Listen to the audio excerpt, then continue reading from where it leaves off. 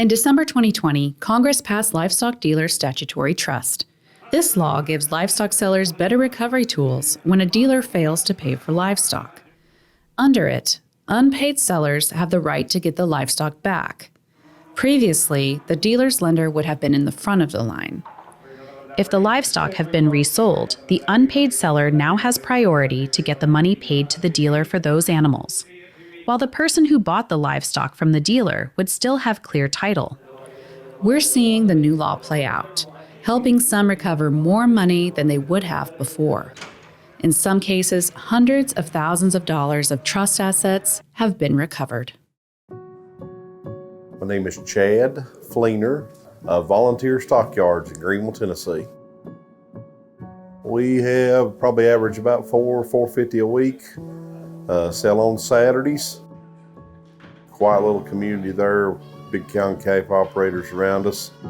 The cattle business has been really good, but the people's what's the most important part, and the relationships you build with those folks. Of course, not every relationship stands the test of time. We unfortunately had an event last February where somebody defaulted, and we had to rely on the dealer trust to work after and get our money.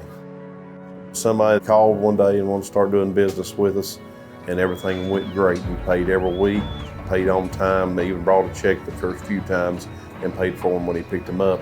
And then all of a sudden, started getting a little bit further behind, but he would pay before the next sale would start. Went through Christmas break last year and was up to $750,000, but got caught up right after we started back, got some money in, got everything caught back up. And then the last two sales is what he defaulted on. And he actually tragically took his life. Just an unfortunate set of events, but he just realized he'd got too far away, I think. As soon as he passed away, we started making phone calls. We called the LMA, we called Packers and Stockyards, we called the insurance company about the PPI protection that we have. And if we would have not jumped on top of it that quick, we would have been in trouble. My thought was he was actually keeping them and moving them to feed yards and stuff like that, but he was actually just moving them from stockyard to stockyard and chasing checks is basically what happened. Just a tragic event, but if it wasn't for the LMA and the Packers and Stockyards and certainly some other folks that helped with that as well, but we would have not got paid, and it would have ended up closing our stockyard as well. I don't want to see anybody else go through this. I mean, it was very, very, very hard on me, my family personally, and our business too. Anything that ever happens like that, you think you got a bad feeling in your stomach or whatever happens, act fast.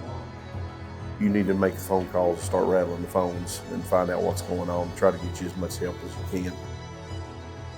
Because we acted so fast and they were able to capture some of those checks, they were able to stop that, and that in turn helped us get that money back.